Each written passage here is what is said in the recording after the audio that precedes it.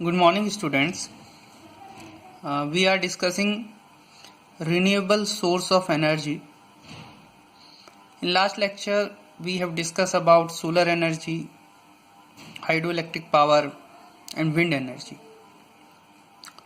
Today we will discuss about biomass energy. ये diploma course है, उसी के अंदर जो टॉपिक है बायोमास एनर्जी, उसके लिए आज हम स्टडी करेंगे.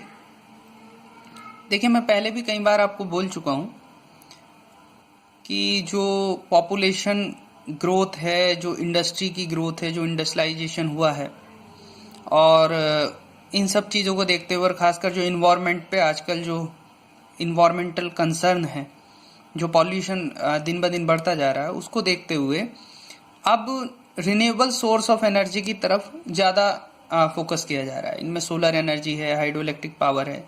ये बेसिकली क्लीन एनर्जी के अंडर आती हैं कि इनमें पॉल्यूशन ऑलमोस्ट नेग्लिजिबल होता है.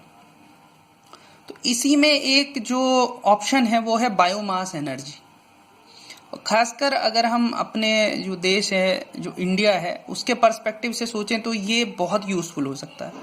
बिकॉज अभी इंडिया में अभी भी मोस्टली जो एरिया है 60 to 70% वो रूरल एरियाज में अभी भी खेती होती है. तो वहाँ पर ये बहुत ज़्यादा यूज़फुल हो सकता है बायोमास एनर्जी. दूसरी चीज़ ये है कि बायोमास एनर्जी के साथ सबसे बड़ा एडवांटेज ये है कि इसको आप लिक्विड फॉर्म में यूज़ कर सकते हो, गैसियस फॉर्म में भी, और सिंपल इससे इलेक्ट्रिसिटी या हीट जनरेट कर सकते हो, जिसको आप फर्दर यूज़ कर सकते हो. तो ये इसके कुछ बेसिक एडवांटेज हैं. इसमें सबसे बड़ा एडवांटेज तो मैंने आपको बता ही दिया कि ये रूरल एरियाज़ में, बिकॉज बायोमास एनर्जी में हम लोग क्या यूज़ करते हैं, जनरली जो एग्रीकल्चर वेस्ट है उसका यूज़ करते हैं.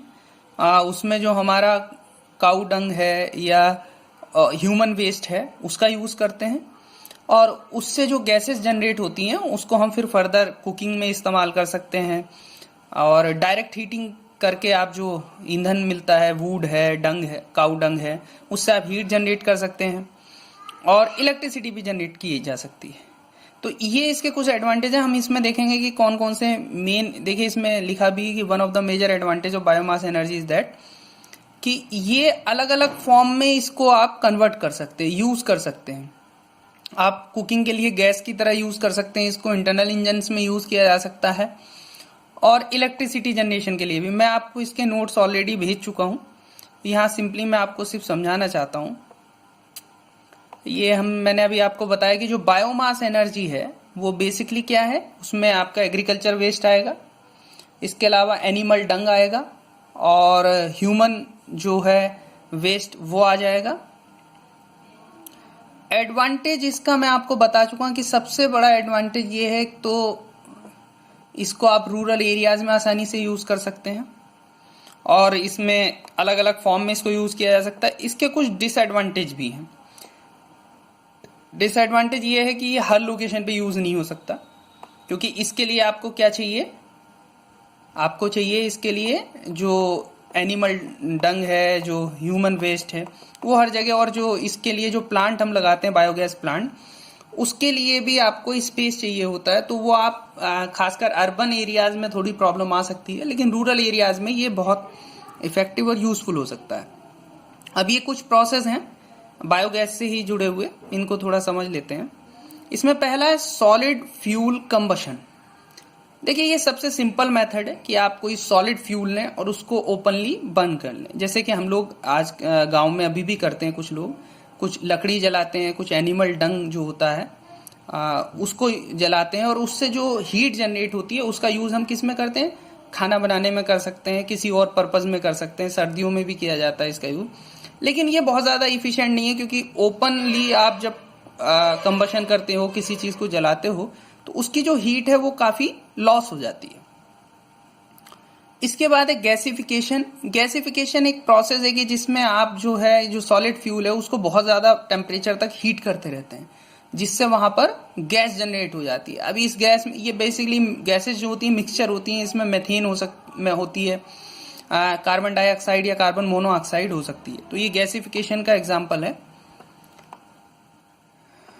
और एक गैसिफिकेशन का इसमें एडवांटेज ये है कि जो गैसिफिकेशन करते हैं या जो हम सॉलिड फ्यूल को गैस में कन्वर्ट करते हैं तो उसमें बहुत सारी इम्प्योरिटीज जो होती हैं, जो अशुद्धियाँ होती हैं, वो निकल जाती हैं। तो उसमें पॉल्यूशन के चांसेस कम रहते हैं कंपेरेटिवली सॉलिड फ्यूल। जब आप सॉलिड फ्यूल जलाते हैं, जैसे कोयला आप जला रहे हो या आप लकड़ी जला रहे हो, तो उससे जो पॉल्यूशन है उसके चांसेस ज़्यादा रहते हैं। इसके बाद एक इसमें प्रोसेस है पैरालिसिस। ये इसमें क्या करते हैं हम लोग कि जो सॉलिड फ्यूल है उसको, या जो बायोमास है उसका जो वोलेटाइल मैटर है उसको गर्म करके अलग करते हैं, जिससे उसमें एक चारकोल टाइप का जो मटेरियल है सिर्फ वो रह जाता है। अब ये देखिए, ये मेन है डाइजेशन। डाइजेशन आप सब समझते हैं जनरली, जैसे हम लोग खाना खाते हैं वो डाइजेस्ट होता है हमारे अंदर। जो हमारा सिस्टम है, मेटाबॉलिज्म है, वो बहुत सारी रिएक्शन करता है जिससे वो खाना हमारा डाइजेस्ट होता है, और उसमें बहुत सारे बैक्टीरिया भी यूज होते हैं। ठीक इसी तरह से जो ये बैक्टीरिया हैं, जो ऑर्गेनिक मैटर है, जो आप लोग एक जो बायोगैस प्लांट होता है, मैं भी आपको एक डायग्राम में भी उसको समझाऊंगा। उसमें जब हम लोग ये ह्यूमन वेस्ट है या एनिमल डंग है ये अंदर डालते हैं, तो ये जो एक टैंक में डाला जाता है उस टैंक को बोलते हैं डाइजेस्टर्स। वहां पर बैक्टीरिया जो होता है वो बैक्टीरिया उसको कन्वर्ट करता है। ओके, वो जो बैक्टीरिया होता है वो उसको डाइजेशन के थ्रू कन्वर्ट करता है, और वहां से जो गैसेस जनरेट होती हैं उनका हम यूज करते हैं, जिसको हम बायोगैस बोलते हैं। इसमें एक फर्मेंटेशन प्रोसेस है। फर्मेंटेशन बिल्कुल ऐसे है, समझ लीजिए जैसे गांव में, रूरल एरियाज में अभी भी कुछ जगह सिरका बनाया जाता है कि आपने गन्ने के रस को रख दिया है बहुत दिन तक, और उसके बैक्टीरिया या माइक्रो ऑर्गेनिज्म की वजह से वो फर्मेंट होके एक तरह से सिरके में कन्वर्ट हो गया है। तो इसी तरह से ये फर्मेंटेशन होता है। अब देखिए, ये मेन है एनएरोबिक डाइजेशन। जो डाइजेशन अभी हमने बात की है, जो बायोगैस प्लांट में होता है, वो एनएरोबिक डाइजेशन बेसिकली क्या है, एक बायोकेमिकल डिग्रेडेशन प्रोसेस है। जो ऑर्गेनिक मटेरियल जो आप डाल रहे हो बायोगैस प्लांट में टैंक के अंदर, चाहे वो एनिमल वेस्ट है या ह्यूमन वेस्ट है या एग्रीकल्चर वेस्ट है, उन सबको वो कन्वर्ट करता है मेथेन और अदर बायो प्रोडक्ट्स में। तो जनरली ये क्या है कि एनएरोबिक बैक्टीरिया, जिसके बारे में अभी मैंने बात की थी। अब ये दो टाइप जो हम बायोगैस प्लांट हैं, इसमें दो टाइप के प्लांट होते हैं, एक फिक्स डॉम टाइप, एक फ्लोटिंग ड्रम टाइप। ठीक है, एक जिसमें मैं अभी आपको दिखाऊंगा उसमें फिक्स ड्रम होता है, एक में फ्लोटिंग ड्रम होता है। इनके कुछ एडवांटेज हैं। फिक्स ड्रम में क्या है कि डाइजेस्टर और जो गैस होल्डर होता है वो कंक्रीट स्ट्रक्चर का होता है, इसमें माइल्ड स्टील। फ्लोटिंग में जो फिक्स ड्रम सिस्टम होता है उसमें ज़्यादा आपको स्किल चाहिए उसके कंस्ट्रक्शन के लिए, और इसकी रिलायबिलिटी भी कम होती है कंपेरेटिवली टू फ्लोटिंग ड्रम। अब एक ये डायग्राम हम देख लेते हैं। ये देखिए, ये एक सिंपल बायोगैस प्लांट का डायग्राम है। इसमें ये ग्राउंड लेवल है यहाँ पर, और यहाँ से ये ग्राउंड लेवल से ये नीचे एक इसके डाइजेस्टर यानी एक टैंक बनाया गया है। ओके, ये सीमेंटेड हो सकता है या स्टील स्ट्रक्चर भी हो सकती है, माइल्ड स्टील। इसमें यहाँ पर ये इनलेट टैंक है जहाँ से आप लोग जो मटेरियल है, काउडंग मटेरियल है या एनिमल वेस्ट है या ह्यूमन वेस्ट है, उसको हम डालते हैं। ये डाइजेस्टर है। ये डाइजेस्टर वो जगह है जहां पर रिएक्शन होगी, जो हम अभी एनारोबिक डाइजेशन की बात कर रहे थे, उसकी वजह से यहाँ पर जो आपने मटेरियल डाला है उसमें रिएक्शन होगी। रिएक्शन होने की वजह से गैस जनरेट होगी। वो गैस आप यहाँ से गैस होल्डर के थ्रू, पाइप के थ्रू आप ले जाएंगे जहां पर आपको यूज करनी है। सपोज कीजिए आपको खाना बनाने में यूज करनी है तो वहां आप गैस ले जाएंगे। बाकी जो मटेरियल बचा है उसको आउटलेट टैंक से आप बाहर निकाल लेंगे। ये पार्टीशन वॉल है इसमें।